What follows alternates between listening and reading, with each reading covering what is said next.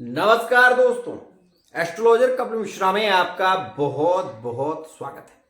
कई बार लोग मेरे पास में आते हैं और पूछते हैं कि गुरुजी, क्या हमारी हस्तरेखा में सरकारी जॉब का योग है?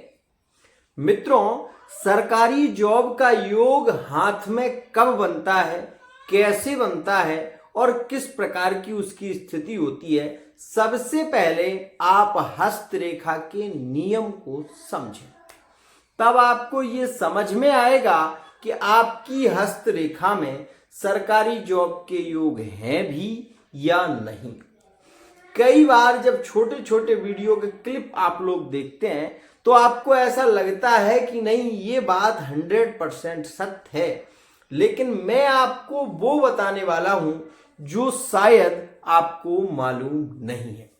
तो सबसे पहले मैं आपको बता देना चाहता हूं, यदि किसी भी व्यक्ति की हस्तरेखा, यहां पर ये आपको चिन्ह दिखाई दे रहे हैं, ये है सूर्य की उंगली, इसे हम अनामिका कहते हैं। यदि यहां से कोई रेखा हृदय रेखा का स्पर्श कर ले, अगर हृदय रेखा का कोई भी रेखा जो कि सूर्य पर्वत से इधर की ओर निकलती है और इस रेखा को, हृदय रेखा को स्पर्श करती है, ऐसे व्यक्ति लक्ष्मी पुत्र माने जाते हैं। सरस्वती की कृपा इनके ऊपर होती है, लेकिन इस बात का ध्यान रखें कि यह रेखा ऊपर की ओर भी स्पर्श होनी चाहिए और नीचे की ओर भी स्पर्श होनी चाहिए। यदि यह रेखा दो भागों में भी विभाजित होगी तो भी आपके सरकारी जॉब के योग ज्यादा केंद्रित होंगे। अब सवाल उठता है, सरकारी जॉब होगी तो कौन सी लाइन में? तो मैं आपको यह भी बता दूं, यदि सूर्य पर्वत और शनि पर्वत, ये शनि पर्वत, यहां पर दोनों पर्वतों पर यदि ऐसी लाइनें हो तो ऐसा व्यक्ति, आपको बता दूं, सरकारी जॉब में होता है, फोर्स आर्मी में ऐसा व्यक्ति देखा जाता है, और साथ ही साथ ऐसे लोग ज्यादातर शिक्षा विभाग में देखे जाते हैं। मैं आपको एक और बात बताना चाहता हूं, जिस व्यक्ति का ये अंगूठे से एक लाइन ऐसी आएगी, यहां ये मंगल पर्वत है, अगर ये मजबूत होगा तो ऐसा व्यक्ति फोर्स में होगा, ऐसा व्यक्ति पुलिस में हो सकता है, ऐसा व्यक्ति विशेष रूप से वहां पर हम कह सकते हैं कि सरकारी जॉब में केंद्रित पाया जाएगा। लेकिन कई बार आपने ये चीज नोटिस की होगी कि आपकी हाथ में रेखा तो बनी, लेकिन रेखा बहुत पतली है और उसके बीच में एक गोल आकार बन गया है, या मछली का आकार बन गया है, या त्रिकोण का आकार बन गया है। तो बात ये समझ लीजिए कि अगर आपकी हस्तरेखा में त्रिकोण का निशान बनता है, अगर आपकी हस्तरेखा में विशेष रूप से सूर्य पर्वत पर रेखा, ये रेखा और ये रेखा मिलकर यदि ऐसे स्पर्श भी कर लेती हैं, तो ऐसा व्यक्ति कोर्ट में जज होता है, वकील होता है, केस लड़ने का काम करता है, अगर ये रेखाएं दोनों मिल जाएं। एक और बात, कभी कभी आपने ऐसा देखा होगा कि रेखाएं ऐसी मुड़ी होती हैं क्रॉस के निशान के जैसे। मित्रों, यह भी एक बड़ा ही शुभ सूचक योग माना जाता है। जैसे कि आप मेरे हाथ में भी देख सकते हैं, यहां पर देखेंगे तो आपको एक त्रिकोण का स्थान नजर आ रहा होगा। ये त्रिकोण का अगर आपके हाथ में है तो आप ये जानिए कि यह ज्योतिष विद्या को केंद्रित करता है। हस्तरेखा में यह चिन्ह होने से ऐसा व्यक्ति धीर गंभीर होता है, और ऐसे लोग ज्यादातर आप देखेंगे जिनके हाथ के बीच भाग में विशेष रूप से क्रॉस का निशान हो, जो हृदय रेखा और मस्तिष्क रेखा को स्पर्श कर रहा हो, ऐसा व्यक्ति अपने जीवन में धन भी बहुत कमाता है, और ऐसा व्यक्ति प्रशासनिक स्थितियों में ज्यादा रुचि नहीं लेता।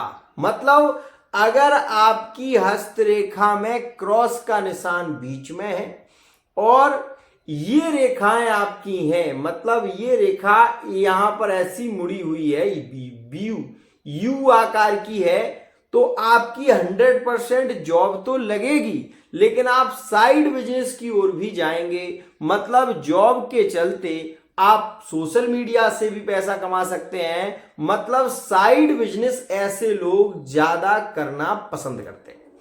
अब कई बार लोग मुझसे पूछने लगते हैं कि गुरुजी, हम तो बहुत ज्यादा कर्जे में फंसे हुए हैं, हमें कर्जा लेना पड़ा, इसका क्या कारण है? क्या ये चिन्ह भी हस्तरेखा में दिखाई देते हैं?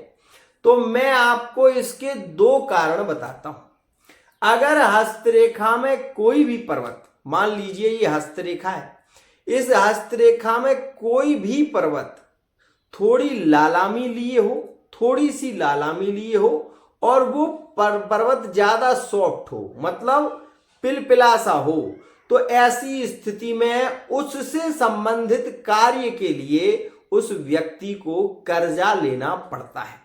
जैसे मान लीजिए आपका सूर्य पर्वत बहुत ज्यादा उभरा हुआ तो है, लेकिन वो बहुत ज्यादा उसमें पानी सा भरा हुआ है और वो थोड़ा पीला पीला सा भी या गुलाबी सा दिखाई देता है। तो ऐसी स्थिति में होगा क्या कि अपनी प्रतिष्ठा के लिए, मतलब बेटी या बेटे की शादी के लिए आपने कर्ज लिया है।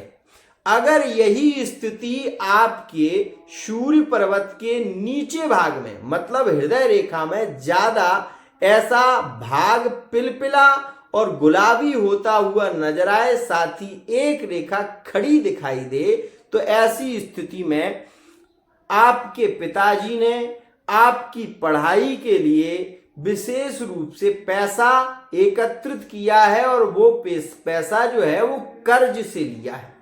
मित्रों, बुध पर्वत पर यदि ऐसा चिन्ह हो, मतलब बुध पर्वत यदि अंदर की ओर धसा हुआ हो और बाहर से वो बहुत ज्यादा सॉफ्ट हो, तो ऐसी स्थिति में व्यक्ति अपने परिवार के पोषण के लिए, व्यापार के लिए कर्ज लेता है।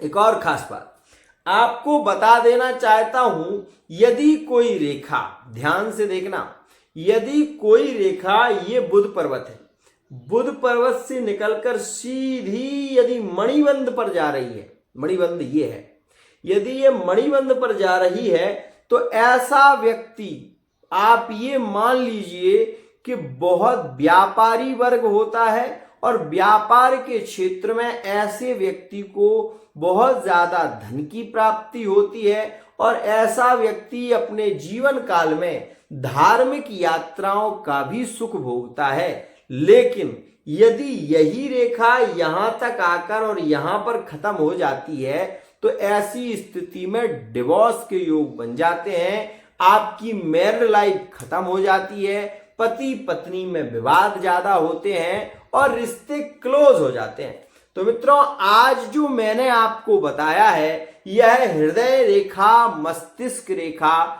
और बुध पर्वत के स्थानों से जो स्थितियां आपको बताई हैं, यह बहुत ही ज्यादा केंद्रित है। फिर भी यदि आप हस्तरेखा के बारे में जानना चाहते हैं, तो आप उसके लिए अपनी कुंडली की रीडिंग करा सकते हैं, हस्तरेखा की रीडिंग आप करा सकते हैं, जिसके माध्यम से आप अपने हस्तरेखा से ये जान सकते हैं कि कौन कौन से चिन्ह आपके लिए लाभकारी हो सकते हैं। आज के लिए इतना ही। आशा करता हूं ये वीडियो आपको पसंद आई होगी। वीडियो यदि पसंद आई है तो चैनल को सब्सक्राइब करना ना भूलिए। समस्या है तो समाधान मिलेगा, आपको सच्चा ज्ञान मिलेगा।